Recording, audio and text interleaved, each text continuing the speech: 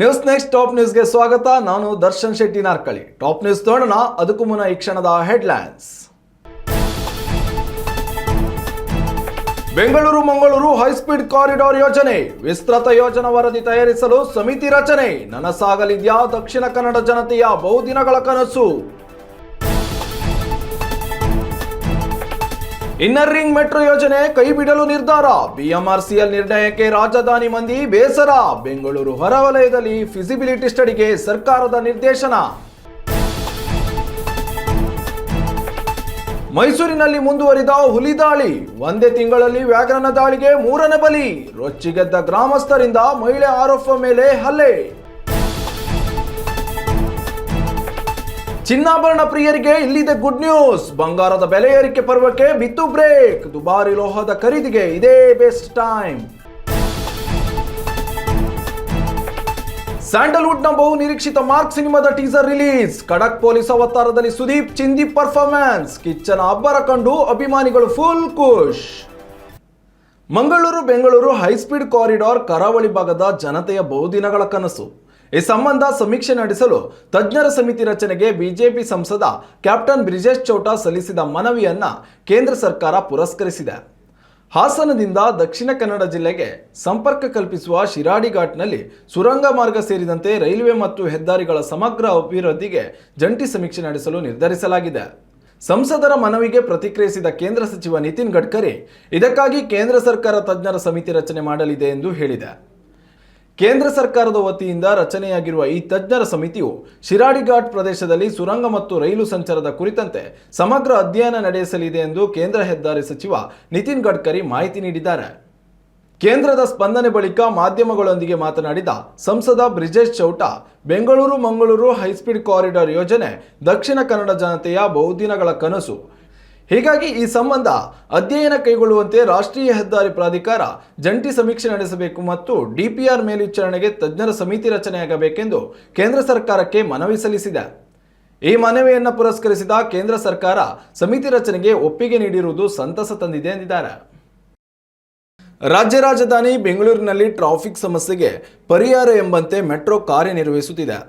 ಅದರಲ್ಲೂ ಬೆಂಗಳೂರಿನ ಟ್ರಾಫಿಕ್ ಸಮಸ್ಯೆಗಳಿಗೆ ಶಾಶ್ವತ ಪರಿಹಾರ ಎಂಬಂತೆ ನಿರ್ಮಾಣವಾಗಬೇಕಿದ್ದ ನೂತನ ಮೆಟ್ರೋ ಮಾರ್ಗವೊಂದನ್ನು ಕೈಬಿಡಲು ಬಿಎಂಆರ್ಸಿಎಲ್ ನಿರ್ಧರಿಸಿದ್ದು ರಾಜಧಾನಿ ಮಂದಿಗೆ ಬೇಸರ ಮೂಡಿಸಿದೆ.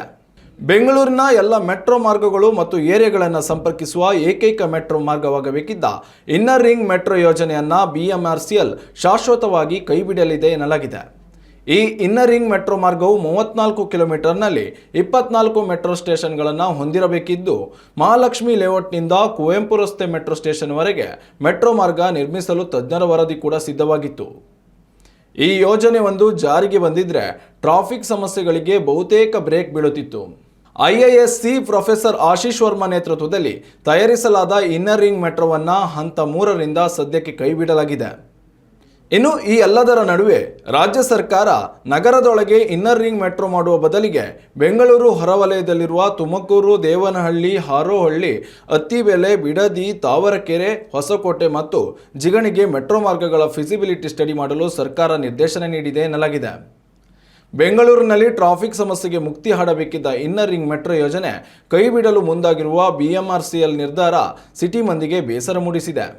ಟ್ರಾಫಿಕ್ ಸಮಸ್ಯೆಗೆ ಮುಕ್ತಿ ಸಿಗುತ್ತೆ ಎಂದು ಕನಸು ಕಂಡಿದ್ದೆವು, ಆದರೆ ಈ ಯೋಜನೆ ಕೈಬಿಟ್ಟಿದ್ದು ಖಂಡಿತ ಸರಿಯಲ್ಲ ಎಂದು ಪ್ರಯಾಣಿಕರು ಬೇಸರ ಹೊರಹಾಕಿದ್ದಾರೆ.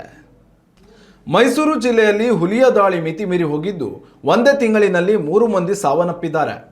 ನಿನ್ನೆ ಸರಗೂರು ತಾಲೂಕಿನ ಹೆಗ್ಗುಡಿಲು ಗ್ರಾಮದ ರೈತ ಹುಲಿ ದಾಳಿಗೆ ಬಲಿಯಾಗಿದ್ದು, ಈ ಮೂಲಕ ಹುಲಿ ದಾಳಿಗೆ ಬಲಿಯಾದವರ ಸಂಖ್ಯೆ 3ಕ್ಕೆ ಏರಿಕೆ ಕಂಡಿದೆ.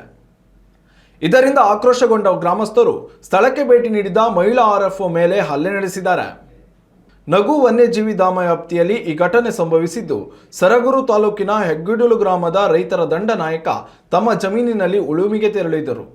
ಈ ವೇಳೆ ದಾಳಿ ನಡೆಸಿದ ಹುಲಿ ಅವರನ್ನ ಜಮೀನಿನಲ್ಲಿಯೇ ಕೊಂದು ಅರ್ಧ ಕಿಲೋಮೀಟರ್ವರೆಗೆ ಶವವನ್ನು ಎಳೆದುಕೊಂಡು ಹೋಗಿತ್ತು. ತಲೆ ತೊಡೆ ಭಾಗವನ್ನು ತಿಂದು ಹೋಗಿತ್ತು.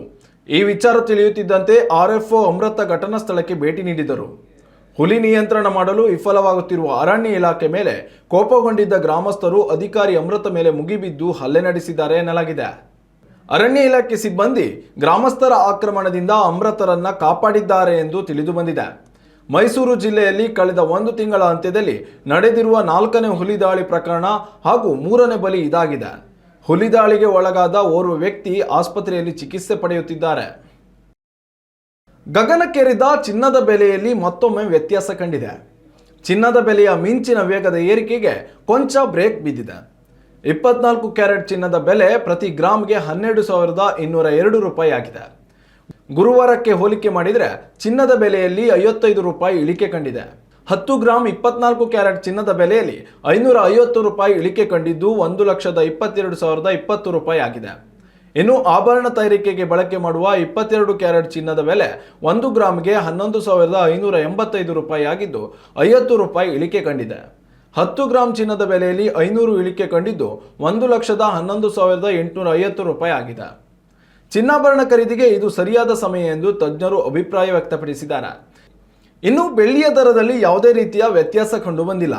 1 ಗ್ರಾಮ್ಗೆ 152 ರೂಪಾಯಿ 50 ಪೈಸೆ ಆಗಿದ್ದು ಕೆಜಿಗೆ 1,52,500 ರೂಪಾಯಿ ಆಗಿದೆ. ಡಾಲರ್ ಸೂಚ್ಯಂಕದಲ್ಲಿ ಉಂಟಾಗಿರುವ ವ್ಯತ್ಯಾಸದಿಂದಾಗಿ ಚಿನ್ನದ ಬೆಲೆಯಲ್ಲಿ ಇಳಿಕೆ ಕಾಣುತ್ತಿದೆ. ಡಾಲರ್ ದುರ್ಬಲಗೊಂಡಾಗ ವಿದೇಶಿ ಕರೆನ್ಸಿಗಳಲ್ಲಿ ಚಿನ್ನ ಅಗ್ಗವಾಗುತ್ತದೆ. ಇದರಿಂದ ಬೇಡಿಕೆ ಹೆಚ್ಚುತ್ತದೆ. ಸ್ಯಾಂಡಲ್ವುಡ್ನಲ್ಲಿ ಕಾಂತಾರ ಚಾಪ್ಟರ್ 1 ಸಿನಿಮಾದ ಅದ್ಭುತ ಪ್ರದರ್ಶನ ಮುಂದುವರಿದಿದೆ. ಈ ಬೆನ್ನಲ್ಲೇ ಇದೀಗ ಚಂದನವನದ ಮತ್ತೊಂದು ಸಿನಿಮಾ ತೆರೆಯ ಮುಂದೆ ಬರಲು ಸಜ್ಜಾಗುತ್ತಿದೆ. ಅಭಿನಯ ಚಕ್ರವರ್ತಿ ನಟ ಕಿಚ್ಚ ಸುದೀಪ್ ನಟನೆಯ ಬಹು ನಿರೀಕ್ಷಿತ ಮಾರ್ಕ್ ಸಿನಿಮಾದ ಟೀಸರ್ ರಿಲೀಸ್ ಆಗಿದೆ. ಈ ಟೀಸರ್ ನೋಡಿದ ಸುದೀಪ್ ಅಭಿಮಾನಿಗಳು ಕಿಚ್ಚನ ಅಬ್ಬರ ಕಂಡು ಫಿದಾ ಆಗಿದ್ದಾರೆ. ಮಾರ್ಕ್ ಸಿನಿಮಾದ ಸೈತಾನ್ ಹಾಡು ಸಖತ್ ವೈರಲ್ ಆಗಿದ್ದು ಟೈಟಲ್ ಟೀಸರ್ ಕೂಡ ಅಭಿಮಾನಿಗಳಿಗೆ ಮೆಚ್ಚುಗೆಯಾಗಿತ್ತು. ಇದೀಗ ಸಿನಿಮಾದ ಟೀಸರ್ ಕೂಡ ರಿಲೀಸ್ ಆಗಿದ್ದು ಸುದೀಪರ ಖಡಕ್ ಪೊಲೀಸ್ ಅವತಾರಕ್ಕೆ ಅಭಿಮಾನಿಗಳು ಫುಲ್ ಖುಷ್ ಆಗಿದ್ದಾರೆ.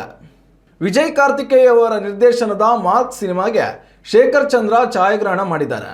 ಅಜಯ್ ಮಾರ್ಕಂಡೆ ಎಂಬ ಪಾತ್ರದಲ್ಲಿ ಸುದೀಪ್ ಬಣ್ಣ ಹಚ್ಚಿದ್ದಾರೆ. ಈ ಸಿನಿಮಾಗೆ ಅಜನೀಶ್ ಬಿ ಲೋಕನಾಥ್ ಅವರ ಸಂಗೀತವಿದೆ.